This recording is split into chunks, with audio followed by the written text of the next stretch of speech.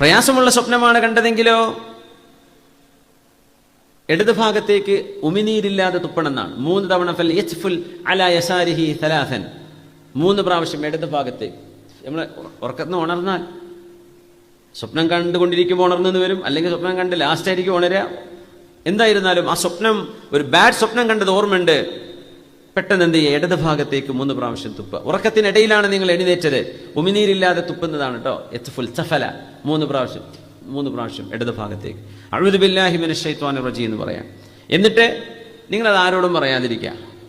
അല്ലെങ്കിൽ നിങ്ങൾക്കതിൻ്റെ ആശയം ലഭിക്കുമെന്ന് ഉറപ്പുള്ള ആളുകൾ, വിശ്വസ്തരായ ആളുകളോട് മാത്രം അതിൻ്റെ വിവരണം ആവശ്യമെങ്കിൽ അത്രേ ഉള്ളൂ. അത് വേണം നിർബന്ധമൊന്നുമില്ല. മോശപ്പെട്ട സ്വപ്നങ്ങളാണെങ്കിൽ അതിന് പിന്നാലെ വല്ലാണ്ട് പോവരുത്. അഊദു ബില്ലാഹി മിനശ് ശൈത്വാനിർ റജീം എന്ന് ചൊല്ലുകയും ഇടത് ഭാഗത്തേക്ക് തുപ്പുകയും വീണ്ടും നിങ്ങൾ കിടക്കുകയാണെങ്കിൽ നിങ്ങൾ നേരത്തെ കിടന്ന ഭാഗമല്ലാത്ത ഭാഗത്തേക്ക് ചെരിഞ്ഞിടക്കുക. നേരത്തെ ഇടത് ഭാഗത്തേക്ക് വലത് ഭാഗത്തേക്ക് കിടന്നപ്പോഴാണ് ഇടത് ഭാഗത്തേക്ക് മാറിക്കിടക്കുക. അങ്ങനെ നിങ്ങളുടെ പൊസിഷൻ ഒന്ന് മാറിക്കിടക്കുക. എന്നിട്ട് നിങ്ങൾ ആരോടും പറയണ്ട, ലാ യദുറു, ആ മനുഷ്യൻ അതുകൊണ്ട് ഒരു ഉപദ്രവവും ഉണ്ടാവുകയില്ലെന്ന് മഹാനായ റസൂലുള്ളാഹി സ്വല്ലല്ലാഹു അലൈഹി വസല്ലം. നമ്മുടെ ഹബീബായ നബി തങ്ങളെ സ്വല്ലല്ലാഹു അലൈഹി വസല്ലം എന്താ നമുക്ക് പറഞ്ഞു തരാതെ പോയത് എന്നാലോചിക്കുമ്പോഴാണ് എല്ലാം. സ്വപ്നം കാണുന്ന കാര്യം വരെ എൻ്റെ ഉമ്മത്തികളെ നിങ്ങൾ ഇങ്ങനെ കണ്ടാൽ ഇങ്ങനെ ചെയ്തേക്കണം കേട്ടോ, നല്ലത് കണ്ടാൽ ഇങ്ങനെ ചെയ്തേക്കണം, നല്ല സ്വപ്നം കണ്ടാൽ ഫൽയഹ്മദില്ലാ അൽഹംദുലില്ലാഹ് എന്ന് പറയണം.